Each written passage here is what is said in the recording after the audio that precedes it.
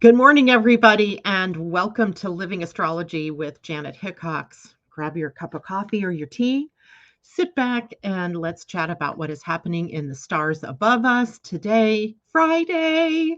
It's finally Friday. Exciting because today Mercury goes retrograde. Did I really say that out loud? And we have a great opportunity today to talk about a subject that I think a lot of us don't really want to talk about, and that's about boundaries. It's about limitation. And these are two things in my own life that I have bucked up against more times than I care to admit.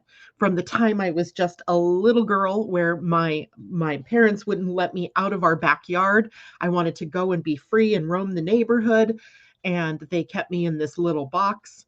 And I chafed against that. And I've done that many times throughout my life.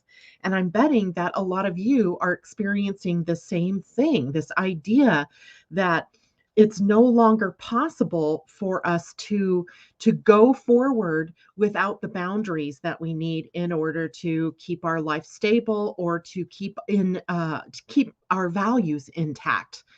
And of course, limitation is a word that I think, especially in the new age world, we don't really want to talk about, right? We want to talk about love and light and how we're expansive and all of that. But expansion, growth, and evolution cannot take place without some structure, some form. And in that aspect, then we also have this idea of what are boundaries and what is limitation.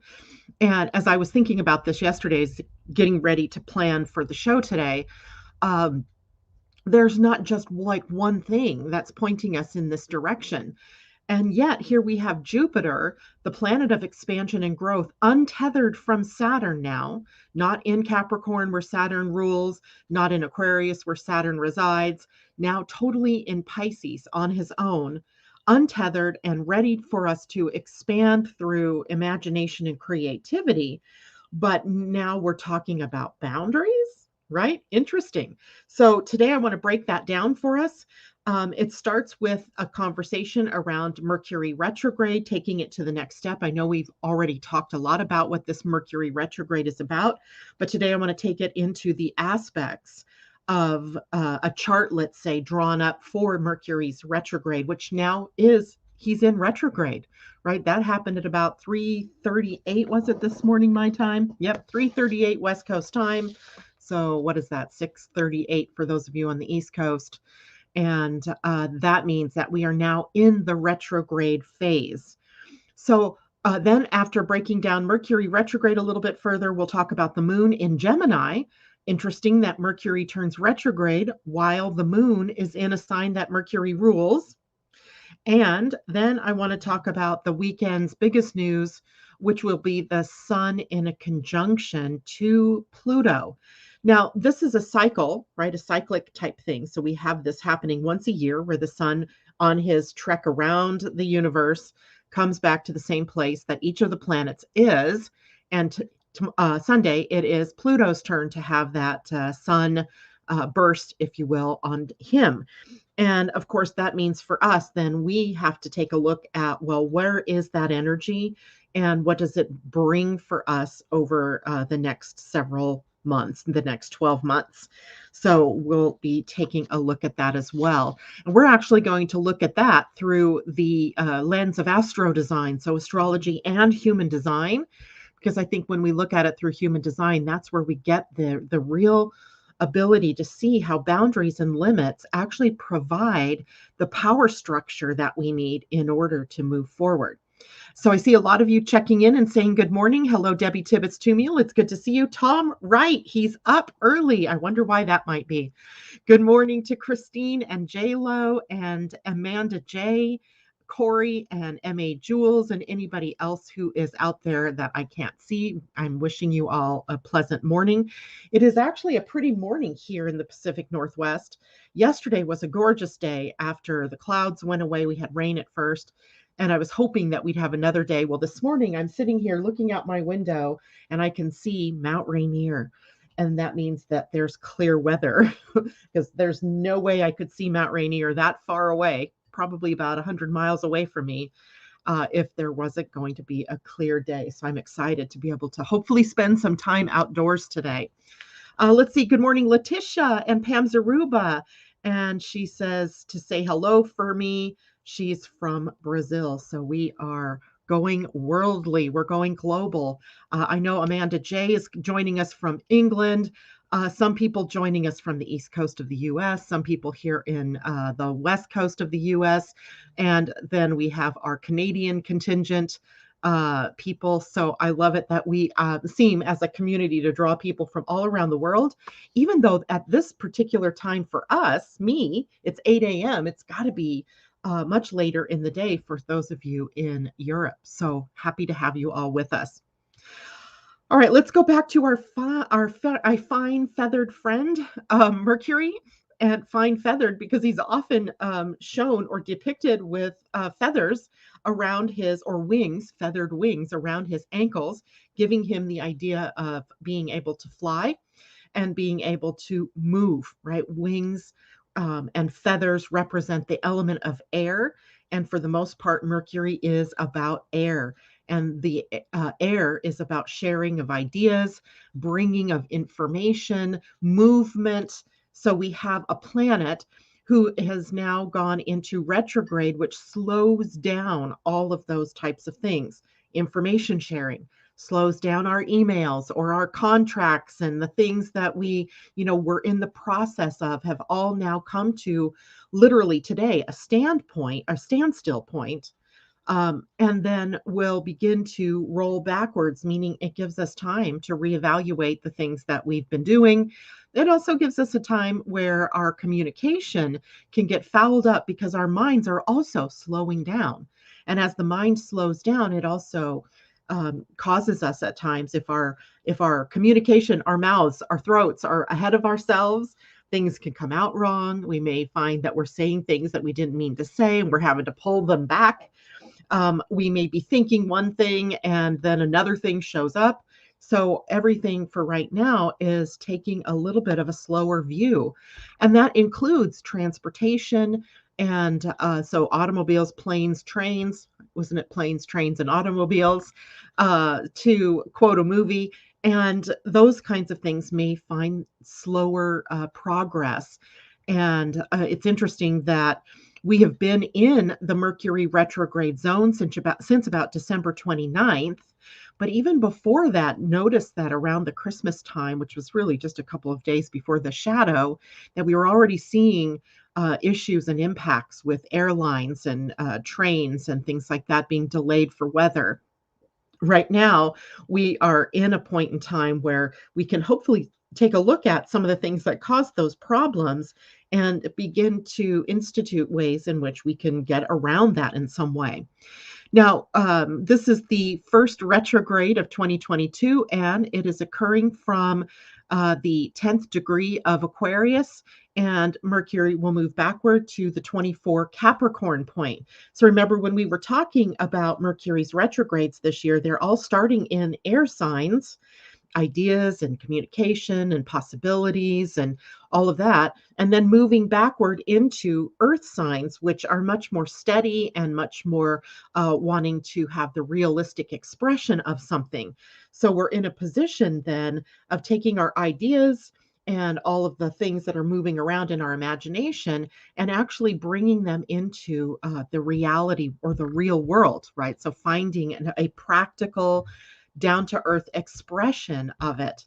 And with the two signs involved, Aquarius and Capricorn, it also is stimulating our need to be more conservative or preservative in the way that we do things, meaning that we don't want to color too far outside of the lines, which I think brings us back to this idea of boundaries and limitations.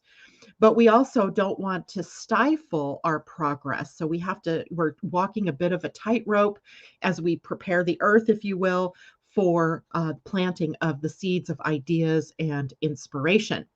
Now, we have another cycle, three distinct cycles with Mercury in his retrograde. We have the pre retrograde shadow, which we were in from December 29th until today. And then we have the retrograde part of the cycle, which is from today until February 3rd. And then, of course, we always wish that we were done with it then, but we're not so fast because we also have the retro shade, which is the time period from February 3rd through 24th, while Mercury in forward motion goes back across all the places he's been during the retrograde cycle. So we're not completely through with this until well into the month of February. In fact, at the end of February, 4 days before the end of the month. And so we have this longer period of time where we get to consider all of the things around Mercury and his retrograde. Now, when we look at a chart of an event like a retrograde, right? And I'm not going to pull up the chart for it, but when we look at the chart of an event like that, what pulls out sometimes are some of the other aspects that are involved that have an impact on the retrograde or on the conjunction of two planets or the movement of a planet into a new sign. All of these types of things I would consider events. And when we look at a chart for Mercury retrograde, what we see is that Mercury is conjunct Saturn. In fact, today the retrograde is at 10 degrees 20 minutes of the sign of Aquarius. That's where it begins. And Saturn is at 13 degrees. So we have, it's interesting, Saturn's at 13 degrees, but also in the gate 13 in our human design. I like the symmetry going on there.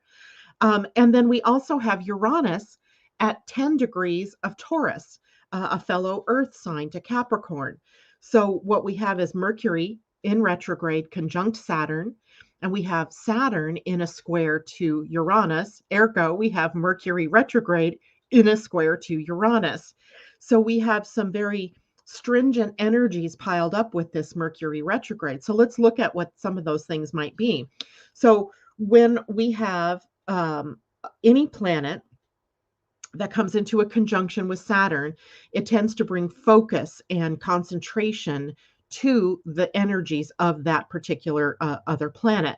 So with Mercury, it's about the mind, and it's about clear and present mind, clear and present communication. So in order to do that with Mercury in retrograde, we have to slow down the whole process. Right? I'm trying to be very deliberate in the word choices I'm making this morning. I'm also trying to be very deliberate in the delivery of the information because I know Mercury in retrograde can get me tongue-tied, can get me all in a mix-up. So we are able then at this point to if we're willing to slow things down, then we can be very aware of what the use of and power of the words and the things that we have to say, but also in the use of our mind. But one other attribute of Mercury retrograde conjunct Saturn is that we can have a tendency to become smaller in our thinking, which can translate into one of Saturn's more negative aspects, which is pessimism. So we have good focus and concentration ability, but we also may become more narrow-minded or more small in our thinking. And we may struggle with depression or what we think is depression. We may struggle with trying to stay optimistic. We may lean into some of the more pessimistic things that we see happening around us. So we'll have to try to avoid getting so closed-minded or so small. But we also, because of the boundaries and limitation energy that's coming in, have to be aware of where those boundaries or where those limitations are helping us to really create something more stable, to build a foundation that's stronger, to bring a power structure to whatever it is that we're doing in our lives, whether that's in our relationships, our finances, our health, our careers, all of the different places in the chart. And what really drives that for you as an individual is going to be the placement of both Aquarius and Capricorn in your natal charts. So if you have your natal chart, take a look at the houses that those two signs sit at, and that is going to tell you what areas of your life you need to slow things down. You need to look at the stability factor. You need to look at how to institute the power structure so that you can weather not only the Mercury retrograde, but be able to go further into the expression of who you want to be in this year. So hopefully that's helpful. We also need to watch how we talk to one another during a period of time like this. It's real easy to get, running away with the words that you say. We have to become more conscious of how we are using our words, and how we talk to one another is also important. It's also important that we're paying attention to how we talk to one another, but also how we talk to ourselves. I was drawn back a little bit short yesterday. I had a really bad emotional day yesterday.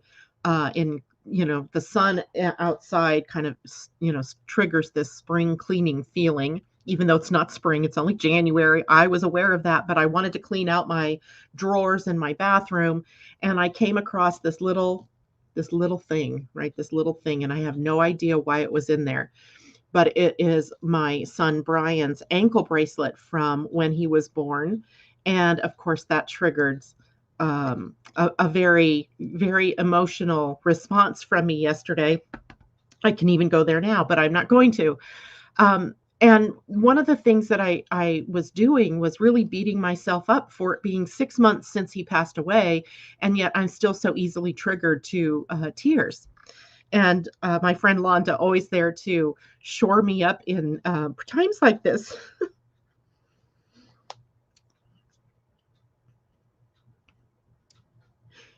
Reminded me to take care of me. Sorry, I didn't mean to do this today. So I'm going to recover here for a moment. The whole point is to remind everybody to at least be as good to yourself as you would to a friend. Because she reminded me that what would you say to a friend who was experiencing this? And I would be ever more supportive of that person than what I was being to myself. So, one of the things that we get to think about during this period of time is to include ourselves in the conversations, right? Include ourselves in the idea of boundaries and limits. Londa also had just written a very awesome article. I was thinking it was so inspired about how boundaries help us, right, to really express the truth of who we are. Well, a planet like Mercury helps us to tap into that truth of who we are. And if you don't have the boundaries and the limits, then other people can easily pull you out of being the authentic expression of yourself. So that is one of the things we want to watch out for, right? Now, because there's also Uranus in the mix here, with Uranus in a square to Saturn and now Mercury in a square to Uranus as well, we have a sort of level of excitement, some unpredictability, like me having this emotional thing all of a sudden here this morning. We may get unexpected news. The idea behind Uranus is it upsets the balance of things. It upsets the stuck places. It will show you where maybe the idea of boundaries and limits has gone too far, right? Where maybe you are too entrenched, too enclosed in the idea of the boundaries that you have, and it leaves little room then for openness, right? For us to be, expanding within the boundaries. So then we want to watch for those kinds of things that might come in that help us to expand in maybe a little more stepwise fashion than normal, but also watch for impulsiveness, because there's a sense sometimes with Uranus involved in any planetary configuration of our acting first and then thinking later, and then finding the discovery that perhaps we shouldn't have taken that action. So, what do we need to do with this Mercury retrograde? One, be patient. And two, be kind and gentle and compassionate, not only with others, but with yourself. Avoid one of the things that Uranus brings to us often is the wanting to break free, right? Liberation is the key word when we have Uranus. And that wanting to break free is so powerful. I find it even in myself right now with the idea, holy cow, hold on, where we're straining against the ideas of COVID, or the constraints of the way that our culture is right now. So we have to watch that we don't just become impulsive and break for freedom. Interestingly enough, And I don't do much with asteroids, and I'm just learning how to do things with fixed stars and so forth. But one of the sites that I like to go to where I draw information from was talking about this Mercury retrograde happening on an asteroid called Icarus. Now, in mythology, remember, Icarus was given a set of wings, wax wings, and his father, I believe it was, taught him to try to go down the middle of two extremes, right? Not to fly too close to the sun and also not to be too in the cold, to take that middle road. And what Icarus did was, in the joy of the expression of this freedom of flight, he flew too close to the sun, and his wings, which were made of wax, melted, and he plunges to his death in the sea.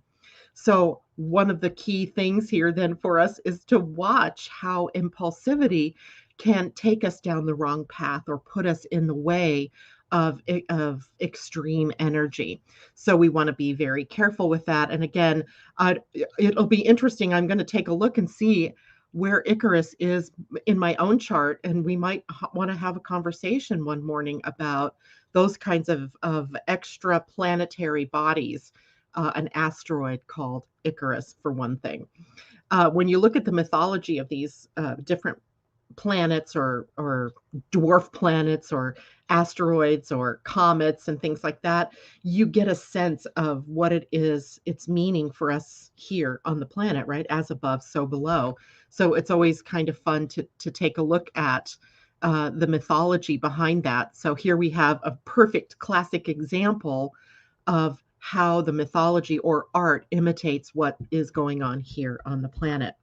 So curb your desire to break free, or use it as energy to keep you going and discovering what more you can do to have a stable foundation in order to break into the next level, using the boundaries and the limits that are stated here or in your life to help you move forward one step at a time. Okay. Questions. Thank you, guys. I love all of you so much. Thank you. Thank you. Thank you. Um, there's new people out here. Alana Bailey, good to see you. Letitia, I'm so glad you can join us. Natasha, good morning to you. Loving light. Good to see you out there. J-Lo says, look at where Aquarius and Capricorn is your chart for this transit. Definitely, definitely. Tammy Smith, good morning. It's so good to see you. I'm looking forward to talking to you next week. Christine Buckingham, totally understandable. No apologies needed. I'm learning that. So Amanda J, grief creeps up. Only a reminder of how much you, yes. Thank you.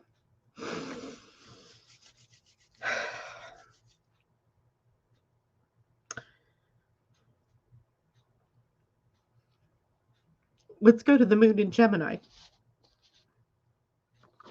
You know, what's funny is yesterday as I was having my little breakdown, and now this morning I'm thinking, God, the moon must be in Cancer because that's the sign of the mother.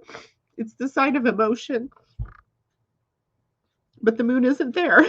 She's not there until in the weekend, tomorrow and Sunday, and then of course on Monday for the full moon. The moon is in Gemini, but it is the moon, and the moon joins the emotional mind and emotional communication. And of course, then the moon here and Mercury come into a sort of joint conversation around emotion, around the things that are going on in the mind.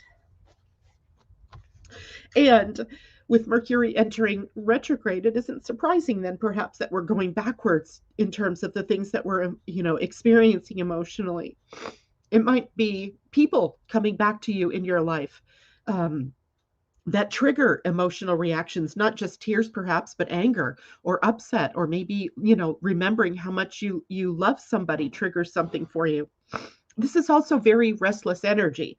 And I've been sort of feeling that too, where, I wanting to do the best thing that I could find yesterday to help myself was one, clean my house, right? I was taking everything out of drawers, and it was kind of funny, having to focus the energy somewhere, that all that restlessness, and then taking a walk, right? Going out and exercising, doing some things that move the body to get some of that energy moved. So restless energy, nervousness, and this can become anxiety if you're not very careful with the moon here. And the moon's connection to Mercury, and Mercury going into retrograde, conjunct Saturn and squaring Uranus. Kind of get the picture. These things are all sort of woven together here. This takes us into our thinking, right? What are we thinking and focusing our minds on? The moon in Gemini is also communication is like writing or acting, or what are we learning, or what are we teaching. So there's a lot of energy for communication, but needing to slow it down and be more focused in the way that you're communicating. It is also a sign for the moon where curiosity and possibility thinking is potentially there. The moon, gives us timing as well. So maybe it's the right timing to try, to listen to what it is that your mind is focused on, and to be able to change your mind and change your focus. And of course, short trips, everything to do with motion and movement is favored during the moon in Gemini kind of transit. But the weekend energy is it's in Gemini for today, and early in the morning it will switch over to Cancer. And Cancer energy brings a whole different feel. The moon is very at home. So this is a coming home kind of energy because the moon loves it in it rules the sign of Cancer. So we have a really powerful connection. And this is a time where we begin to prepare for the full moon, which will be on Monday, not until later in the afternoon. So I think what we'll do is we'll talk more about the full moon on Monday during the broadcast. So in the with the moon in Cancer over the weekend, we might be taking a look at where issues around stability or security, belonging are coming up in our lives. Remember, a full moon, as we're heading toward the full moon, we're in a closing of a cycle. And the closing of a cycle gives us an opportunity to prepare for a new beginning, or at the full moon to release something, right? We're coming into the fullness of a cycle, I should say, and that the full moon allows us to release, to let go of something that's been standing in the way of getting to where we started with the new moon. So we are preparing then for something to take us completely through this cycle. This is mother energy, nurturing energy, compassionate energy, generosity in terms of giving love. Intimacy is an issue, or an energy that comes up here. And intimacy, not as in just the physical connection, but also how we share with one another and what we share with one another. Emotions and feelings right there, like right on our sleeves, right? Nurturing energy, caring energy, feeding, clothing, taking care of energy. It is gut instincts and intuition. So again, the following of our inner voice to be in the right place, right time, right opportunities with the right people. And of course, as any sign has, we have the more negative aspects, and I'm going through those with Cancer and not Gemini necessarily because of the nature of the full moon, allowing us to release some of these things.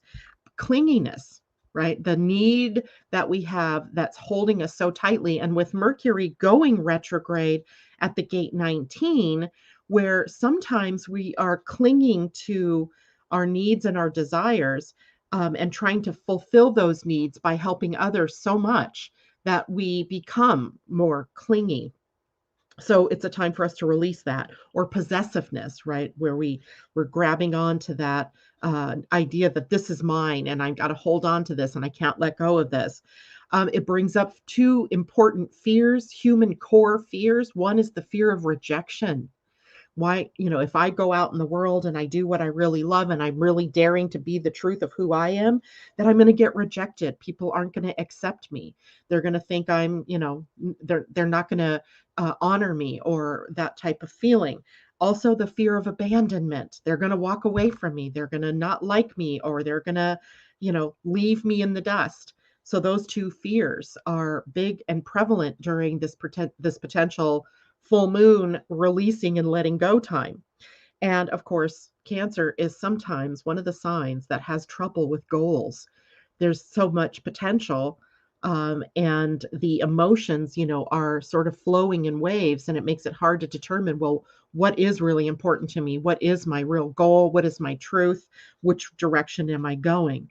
So again, this is pushing us again into boundaries. Cancer is the sign that opposes Capricorn. And Capricorn is a sign that we have had Mercury in, that we have Venus in retrograde in, and where Pluto is, and where the sun is right now. So, again, we're weaving this tapestry of this story that is really about our coming back in, setting up some boundaries, setting up a foundation so that we can eventually, as the energies begin to shift later in January and later in February, where we can again move forward. But the boundaries help us determine what's ours and what's not ours, right? Where am I being um, influenced by others? And thinking that I need to be what they want me to be versus me being who I want to be. Okay, I hope that makes sense to everybody. Tom, fear of success, fear of death, right? There's that too, right? There's that whole idea too. Um, Janet, after the show, play a bunch of songs with moon in the title. um, at any rate, I could do that, except I have clients immediately after the show, so I won't be able to do that until later in the day today. But thanks. That's a great idea, actually. Um, uh, the first one that comes to my mind, Tom, and I want to say this is it Cat Stevens, Moon Shadow? And I don't even know that that's the name of the song, but thank you. That's a great idea. Okay, so questions, comments. Anybody have issues with boundaries, much like me? Sorry, I got tears all over my glasses. I can't see out of that eye. If so, put your questions in the chat box and I'll take a look at that. And as well, if you're watching me on YouTube, please hit the thumbs up button. And if you're new here and you haven't yet subscribed, please do. And then you'll be able to get notifications if you hit the little bell of when it is that I'm coming on live. And if you're on Facebook watching me this morning, hit the like button. And also, please feel free to share the broadcasts with your friends and your networks. It's a great time right now to start sharing some of these ideas with others. And Christine Buckingham says it makes total sense. Boundaries can be life-saving. They can be. They can be. I have I have an interesting relationship with this whole concept. I will bet you, Londa, you do too. I will bet you, Tom, you do too, because we were all born in 1961, and at the time frame that we were all born, which was in the late spring and early summer, midsummer for you, Miss Londa, that Saturn was transiting through the gate 60. And so now I want to take our conversation to where the Sun and Pluto are making their conjunction this weekend, which will be at the gate 60. So let me hold on for just 1 second while I share my screen because I want to slides. Ooh, what's that? Something new in StreamYard. I'm going to have to take a look at that. Astrology. I don't want that one. Okay, hold on. I got to find my window. There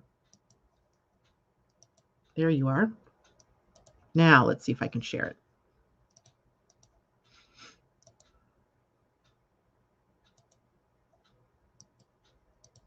There we go. Okay, so what you guys should be seeing now is an astro design mandala, and astro design because it has both the astrology. If you look around the outer wheel, you see the zodiac signs.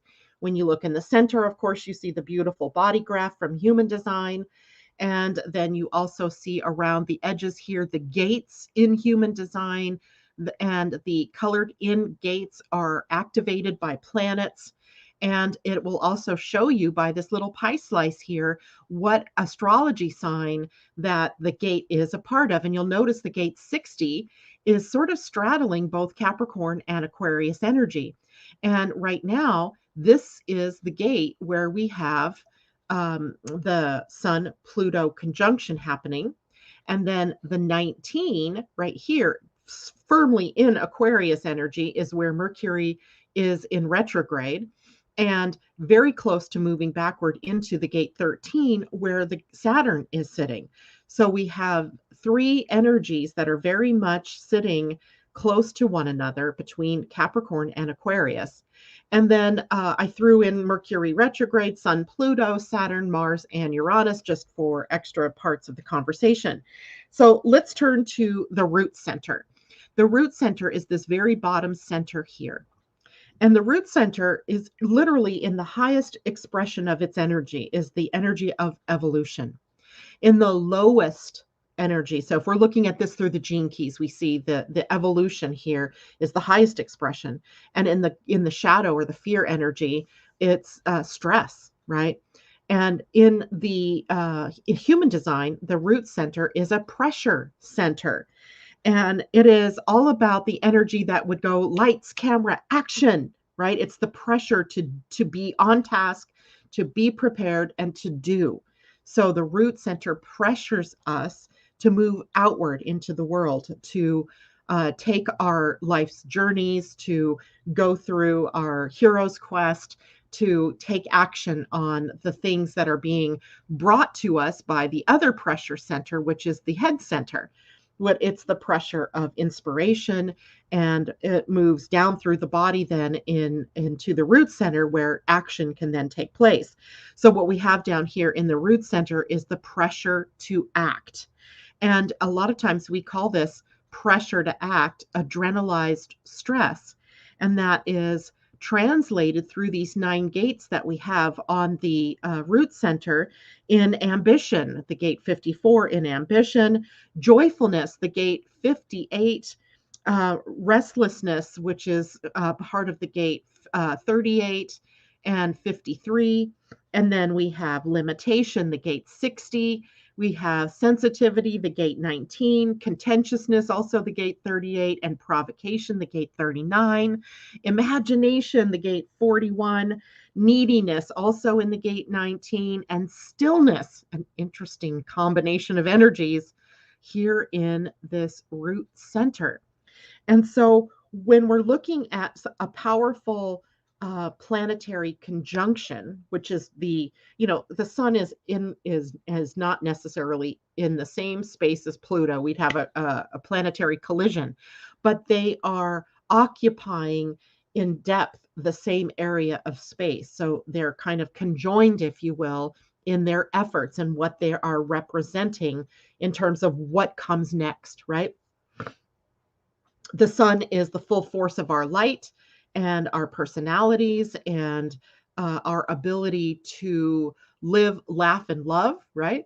And then we have the planet Pluto, that is more of the death birth energy. So he's consistently taking us into the dark. He'll take us into the darker places where we don't always want to look, where we're afraid to necessarily, to go, so that we can transform the fear. We can transform what we don't want to look at, what we're hesitant to embrace, so that we can become empowered.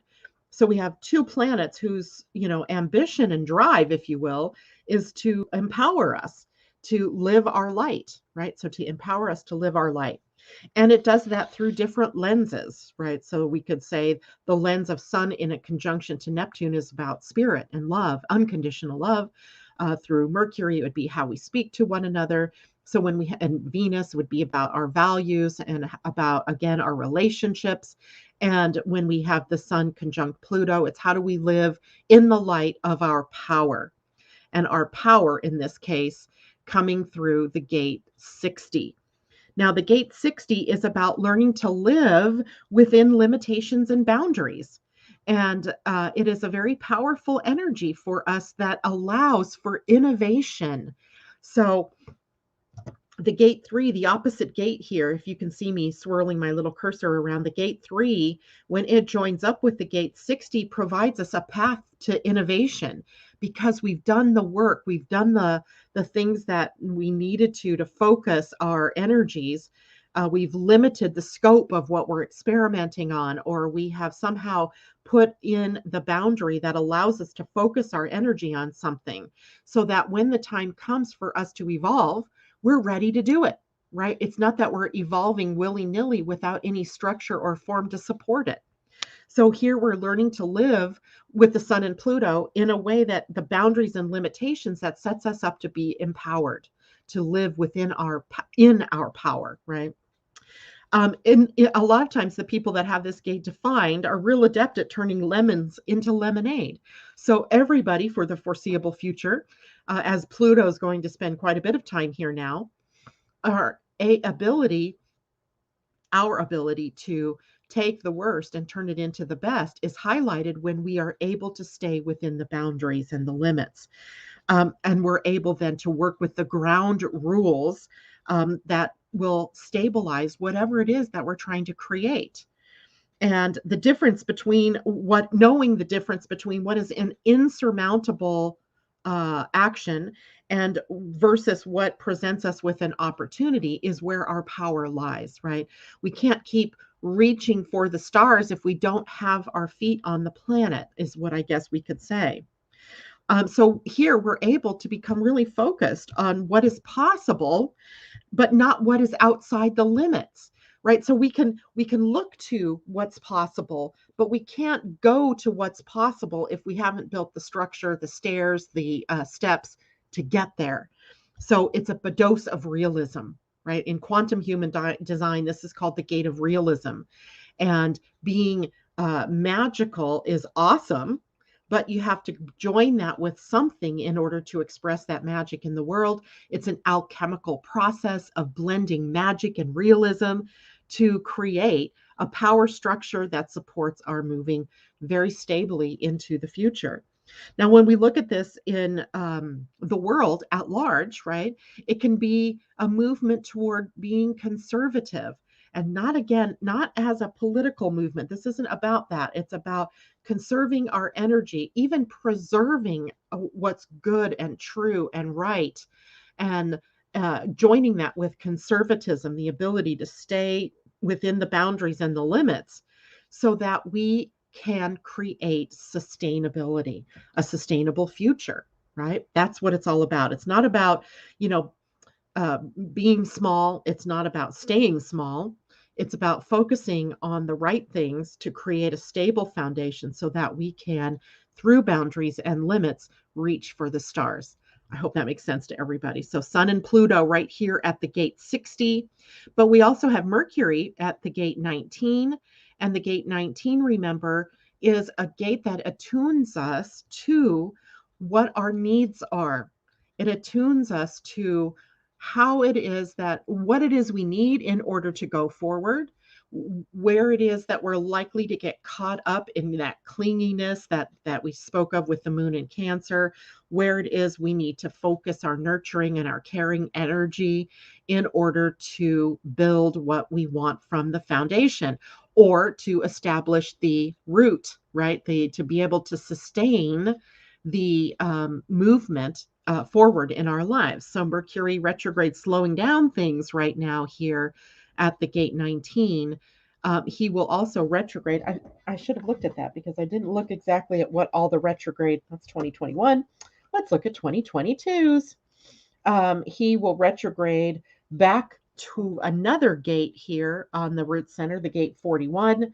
And then he will retrograde in his time of conjunction to the sun in the gate 60, and then move into the gate 61, which is up here on the ajna. So he's also going to spend a bit of more time at the root center, helping us to manage the foundation so that we can create stability to evolve, right? That's what that's all about.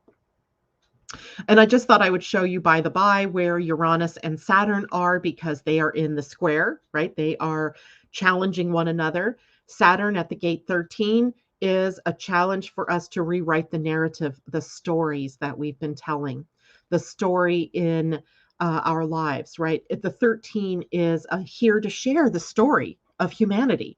It's here to share the story of our soul.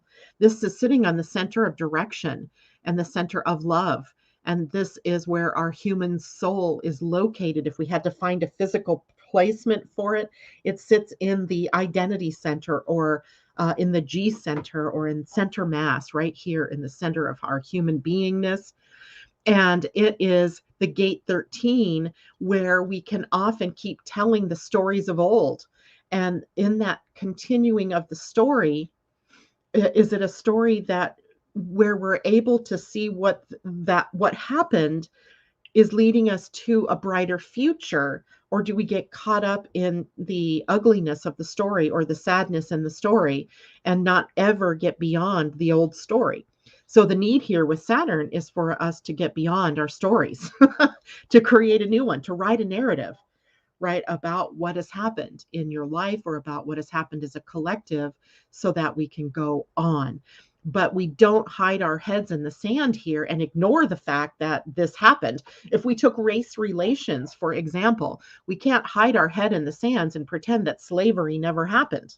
We can't pretend that there isn't this divide between us still today between races. And what we need to do is to create a story, a new one, a narrative that says, yeah, we did this in our blindness, in our unconsciousness. At some point in our history, we did this. Now we are more conscious, more aware, and we are healing that wound. And as we move forward from that wound, we embrace the likeness in all of us. We embrace the differences in all of us, and we realize that we are all equal in our pursuit of happiness in our lives. So that's just one way you can use this idea of rewriting a story, personally or collectively. And Uranus squaring from the gate 24, also a storytelling gate. In a way, this one is even more forcing us to look at the blessings in the story, right? Even if you're someone who has been on the negative receiving side of the old story, right? The whole, let's say, the story of slavery, what are the blessings that have come up for you? If you're on the other side and you have a family lineage of having owned slaves or been a part of that slave trade, what were the blessings that you can take from having lived that? What is the awakening that has happened that can transpire? What is the liberation that can happen if we take the story and use forgiveness and not forgetting, forgiveness, which is just the suspension of judgment, and create from the blessings of it all, right? Creating from the blessings.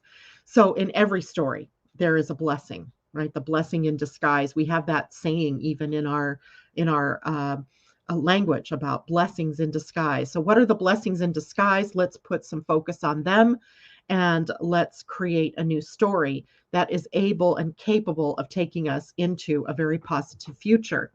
And I just thought that this was interesting that Mars, for about the next week and a half, will be sitting at the gate 11, a very lovely gate of idealism, right? So, Mars, the action principle, the masculine principle, the principle of dynamic motion, wants to take us forward with idealism. But idealism also needs form and structure, which means we also have to stay within limits and boundaries. It's all very beautiful here. That when we focus on the light, right, the gate 11, or in the gene keys, the highest expression of the 11 is light, right? The light of idealism that takes us into a bright future when we dare to stay within the boundaries, build a solid foundation, and then use that as the stepping stones to take our energy toward evolution. So I hope that I drove the point in that boundaries and limitations are not necessarily bad. Without them, your skin even actually provides you a sort of boundary, right? The boundary between you and the outside world, the boundary between you and all of your organs and everything that's on the inside of you. Your bones, likewise, also form that structure, that limit, that boundary. So, without them, we would just be puddles of, I don't know, meat on the ground, right? So we have to have our boundaries in order to be able to move forward. Or to live, right? Boundaries and limits are all a part of this. When we strain against them, then we're focusing in on the negative. When we use that as the energy to build something, then we are able to plug into stability and foundations. So, woohoo! Let's see what else is going on here. When is it a good time to launch the next phase of a project? That's a tricky question and kind of dependent on your own chart. Was it a project that was started before Mercury was in retrograde? Is it in a part of the chart, say your chart, Melinda, where Capricorn and Aquarius are? Because it might be a time right now to really establish more of the foundation. Probably the best time to take action is going to be after Mercury and Venus both turn back to forward motion. There is a date range, and oh my goodness, I'm going to have to look that up. I want to say it's from February 3rd through February 24th, maybe even a little bit longer, maybe into March, where all the planets will be in direct motion. So everything will be forward. So we have a window coming in February and early March where we can make that forward progress. So do everything you can now in the background to solidify, to strengthen, to empower, to build a foundation so that when we get to that point, we can fly like Icarus here. J-Lo says, I have Icarus at 15 or 13, I'm sorry, and Proserpina at 13. Proserpina, isn't she a Venus character, I believe, or is she like a Persephone in, I'm not sure, I'd have to look her up, and would make sense. She says having 18 where Pluto is. So yeah, so there we go. People are already looking at, is that the G spot? Yes, the G center. Tom, that's too funny. All right, so hopefully I answered your questions. I want to do a couple of readings this morning. We have about 10 minutes before I have to go. So I'm going to pick 3 people, the first 3 people who tell me I want a card reading. Do it now. And I will get my cards ready while I'm waiting to see who's going to pop up. And if you happen to know what kind of deck you want to have a card reading with, let me know that too. How funny is that? That one came out. And, ooh, dragons. Okay, so let's see what I got here. Tom, Debbie, Tom, I'm writing these down because I don't want to put them out of order. Tom and Debbie and Amanda. Okay, so I've got my 3, and I'm sorry I don't have more time to do that. Let's see, Tom, let's Mayan. Ooh, Mayan, Tom. Okay, that's a good one. I love the Mayan cards. If you remember, the Mayan deck gave us some really powerful cards, some readings, just as we were ending 2021. And I'm still surprised at the power in this deck sometimes. Okay, so, oh my goodness, I wish I had time to do readings for everybody. Tom, Language of Light is the card that you receive. And it's, God, this is exactly what I was talking about with Mars. So I'm going to hold this picture up so you can see. And there's a lot of light around, but see the pinpoint in the middle. Well, with the gate 11, when we're talking about this pinpoint, right? If this were the pinpoint of light and the rest were the dark, we're focusing on the pinpoint so that we are making it bigger. And I think that's what this card is trying to tell us. There's a language of light that when we focus on, we make it bigger. And language of light, that has got to be a lens that we're looking at or looking through, and not, because it's not one of the Mayan signs. So the numbers, let's find the lenses. Why do I have such trouble finding the lenses in this book? Guess what I'm going to do when I'm done here? I am going to mark them. There we go, the lenses. Okay. And here we go. So Tom, the language of light, the card that you get is about one pointed focus, gateway, direction access, or direct access, sound and light transmissions, devotion, sound and light healer, activation of the light body, transcendent consciousness, feelings as divine access points. This lens heralds your approach to an interdimensional gateway. Be watchful. The language of light, the energy of your divine self, is assisting you in crafting of your light body. This loving creation occurs through subtle transmissions of energy that can be sensed as pulses of light, color, sound, or heightened vibration. Drawing this card indicates that you would be served in bringing your mind into one pointed focus of awareness to receive these gifts. Remain in a devotional state of communion to receive the potent transmission of these energies. Trust and develop this sacred language. It is encoded in your feelings. All feelings are access points to the divine. You will know when you have been touched by this abstract language when you have a sudden sense of union, transcendence, or expanded perception. Learn to use your feelings as your spiritual steering mechanism. Let your heart be your compass. Allow this ancient mode of communication to spark memories of your purpose and destiny. I love it. That's for you, Tom. Language of light. Let's see here. Debbie says, thank you. You pick the deck.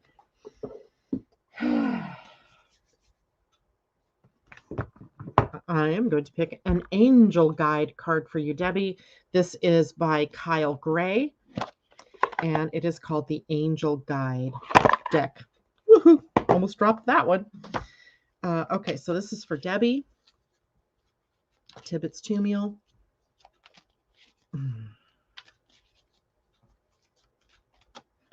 Debbie, composure. I don't think we've ever gotten this card before. So the card is called Composure. And looks a little bit like balance in the face of emotion. So let's do composure. Here's your message.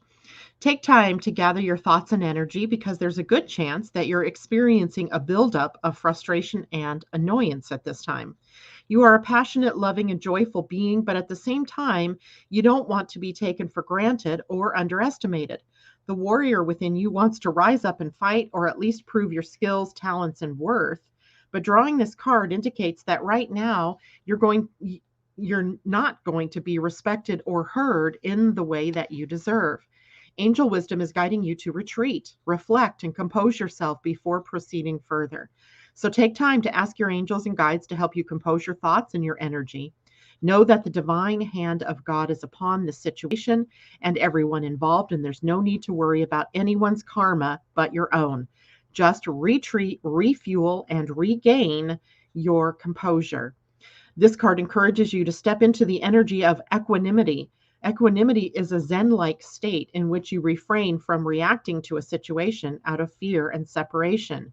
Right now, angels of pure divine light are helping you feel guarded and guided and encouraging you to recognize that you have an incredible force of love within you. So, composure. That's a pretty nice card, too. And one I don't think we've had here before. And let's see, the third person here was Amanda J., and she wants Mayan as well. So, Amanda, let's do Mayan. These cards are so... Oh, we probably should put Language of Light back in there, huh? Just in case that becomes your card, too. Can't imagine leaving out a card.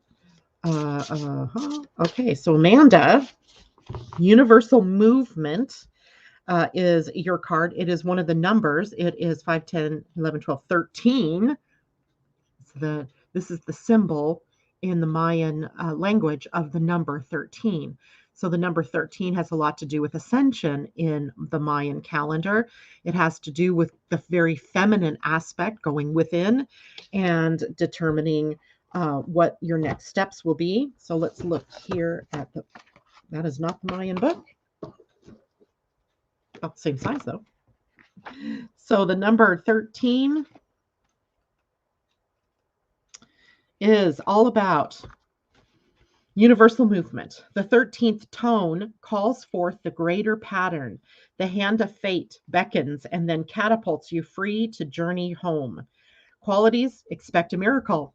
The wild card: unseen forces, unexpected change, being flexible, an open system, a touch of destiny. Sounds kind of Uranus-like here too. Interdimensional shift, a galactic wave rider.